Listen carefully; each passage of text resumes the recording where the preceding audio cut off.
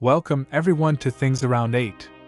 Dear friends, in this video we will talk about alarming events that indicate a profound change in the Constitution of North Korea, which marks the definitive end of any and all negotiations for peace with its southern neighbor. And if you are not yet subscribed to the channel, subscribe now and activate the notification bells so you don't miss any news. In order to understand the significance of the recent constitutional changes, it is crucial to revisit the history of relations between the two Koreas.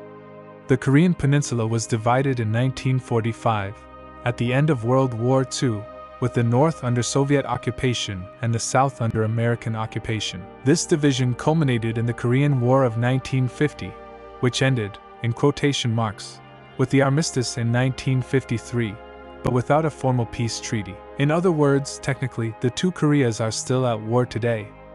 Since then, the peninsula has been the scene of one of the most militarized borders on the planet, with recurring tensions and a series of failed attempts at reconciliation. The 2000s saw what seemed to be a breakthrough in relations with the creation of economic cooperation projects and the reopening of roads and railways connecting the two sides. This period, financed mainly by South Korea, represented a hope that unification, although distant, could occur peacefully in the future.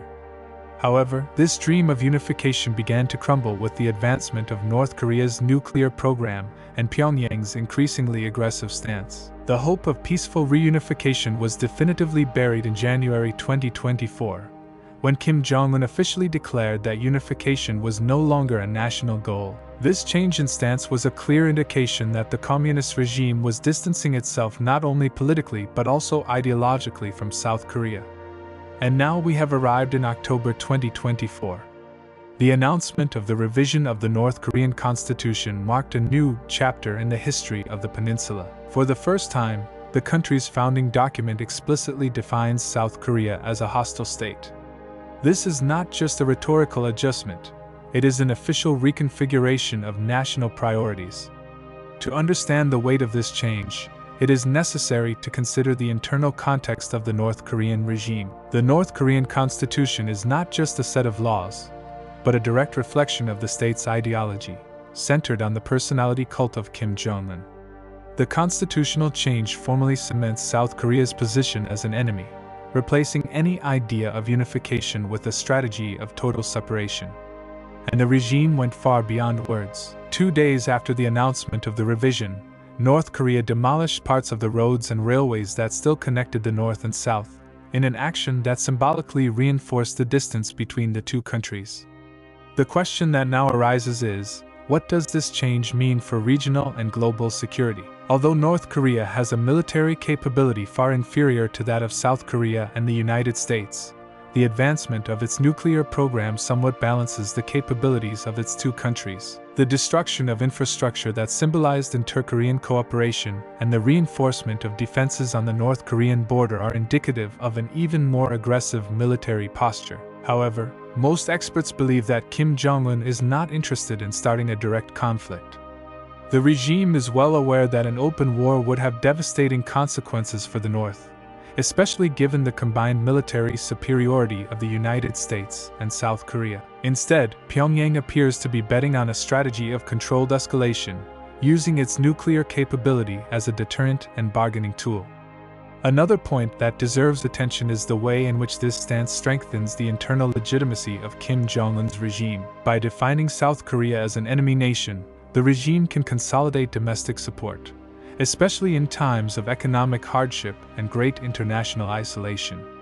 The narrative of an external enemy is a crucial element in maintaining control over the population, in addition to justifying policies of continued militarization. No analysis of the Korean Peninsula would be complete without considering the role of the great powers, especially the United States, Russia, and China.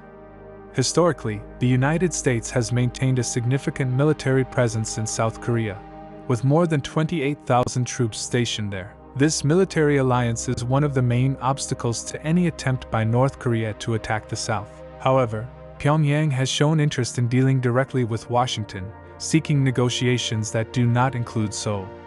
This is a strategic move.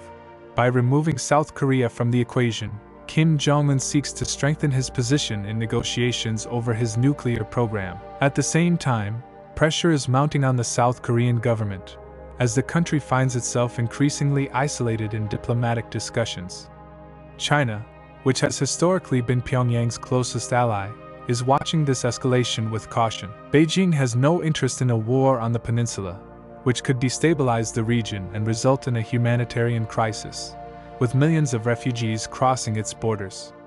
At the same time, China is using its relationship with North Korea as a way to counterbalance American influence in the region. Beijing's attitude will be crucial in determining whether tensions continue to escalate or whether negotiations are attempted. Russia is a relatively recent player, with Vladimir Putin having signed a genuine military alliance with Kim Jong-un, which will guarantee North Korea much-needed access to basics such as food and fuel, but also to advanced items such as missile technology. This close engagement with Russia may have given Kim Jong-un the confidence to cut ties with his southern neighbor completely. So, looking ahead, what can we expect?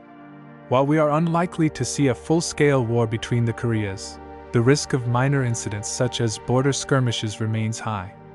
The destruction of railways and roads, combined with the North Korean regime's aggressive rhetoric, suggests that Pyongyang is willing to step up its actions if necessary. Experts say the real danger lies in the possibility of miscalculation. With the situation on the peninsula deteriorating, any miscalculated move by North Korea, South Korea, or the United States could trigger an unwanted conflict.